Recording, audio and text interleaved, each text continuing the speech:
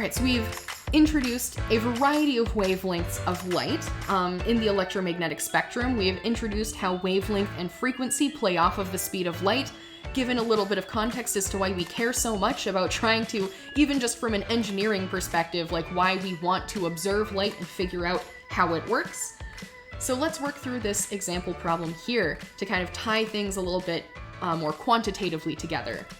So if the radio waves transmitted by a local radio station have a frequency of 90.9 megahertz, because yes, all of those numbers on your radio dial actually do have a unit, and the unit is the megahertz, what is the wavelength of that radio wave in meters?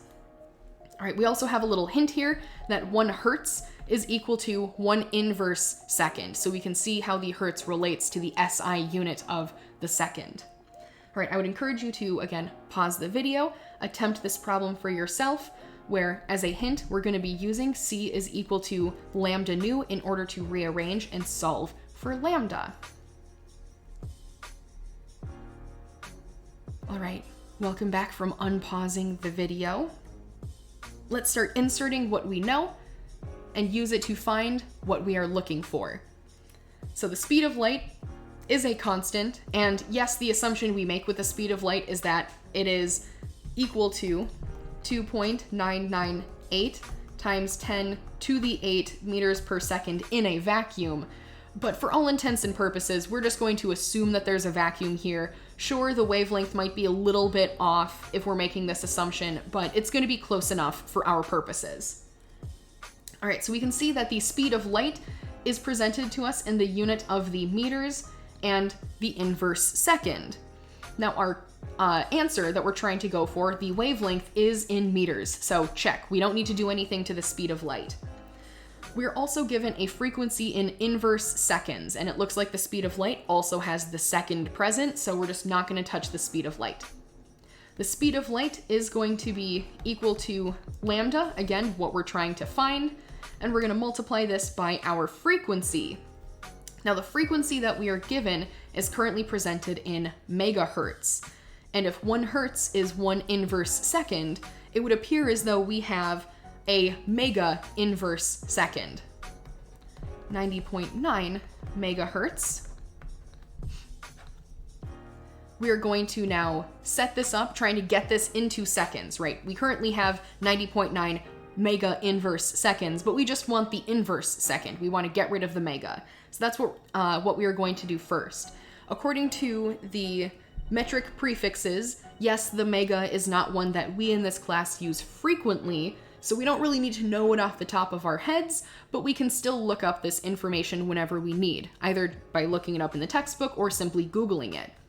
So the megahertz to hertz, there are 10 to the 6, or 1 million hertz inside of every 1 single megahertz. And now we are going to get out of the unit of the hertz, since the megahertz here are going to cancel out. There are, according to our little conversion up above, 1 inverse second per every 1 hertz. So yes, the numbers here, 1 divided by 1, just give us 1, but it's also important to recognize where the units are going to be canceling out. So I'm going to explicitly include it in this calculation here, in this dimensional analysis. All right, so all we have to do then is take 90.9, multiply it by 10 to the 6. What we find is 9.09 times 10 to the 7 in proper scientific notation, and the unit that remains is the inverse second. So this is going to be what we insert then into our equation up above. Our speed of light is going to be equal to lambda, the wavelength we're looking for. We're going to multiply that by 9.09 times 10 to the 7th inverse seconds. All right, all we have to do then is rearrange and solve for lambda. Since the units that we can see on the left and the right are all now kind of playing together, there is the inverse second on our frequency, meaning that there should only be a meter present on the lambda. All right, so let's divide each side by the 9.09 times 10 to the 7th inverse seconds. The inverse seconds cancel out. 9.09 times 10 to the 7th inverse seconds. The 9.09 cancels out, as well as the inverse seconds. This gives us a final lambda that I'm just gonna write all the way down here, so I actually have space to write the number.